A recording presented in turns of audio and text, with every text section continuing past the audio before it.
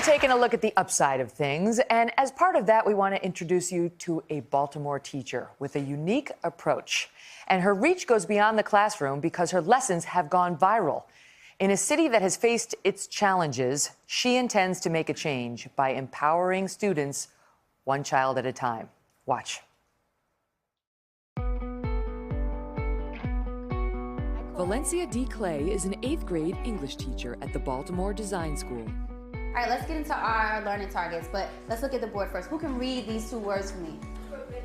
Whole class. Forbidden knowledge. We have one of the lowest reading levels as a whole in the nation. You all are actually the students who make up this city. Is your knowledge forbidden? Are you forbidden from learning? No. So why do our scores look like this? And why are our reading levels like this? I am bridging education and activism.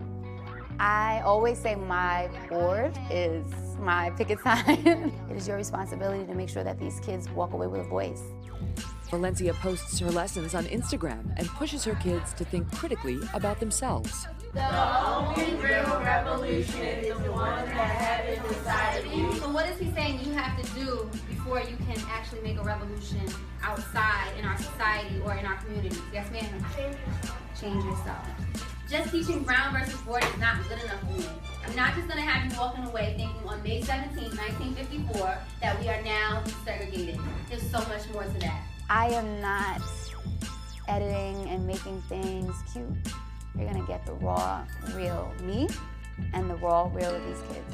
Valencia believes the key to helping her students is improving their literacy. How many times do we read our text in this class? Twice. At minimum, we always read twice. After everything we read, you all will have a discourse. You will have these discussions about our text. Ms. Clay is the kind of teacher that if you didn't like reading, you left your classroom wanting to read. In high school, I had a really low GPA, and I was experiencing a lot of trauma. And so I had a hard time concentrating. I was very rebellious, cut school a lot. A guidance counselor encouraged Valencia to apply to college in Baltimore. Morgan State University, they had a summer school program where if you did well in the pre-college program, you could stay. So I went and I got straight A's. And I was like, oh my God, I'm smart. I want everybody to say, I am wise. I am wise. And don't forget it. I see a lot of my students who remind me of how I was. I can put myself in their shoes and then say, what would I have needed or wanted in that moment?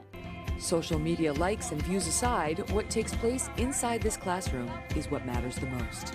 I'm grateful for having Ms. Clay as a teacher, and it feels good to have a teacher that can relate. She doesn't leave anyone behind, and it's good. I feel happy and lucky that I have her as my teacher. They can dream bigger and go forth and decide, I want to do these 3 things, not just this one thing. They can do literally anything.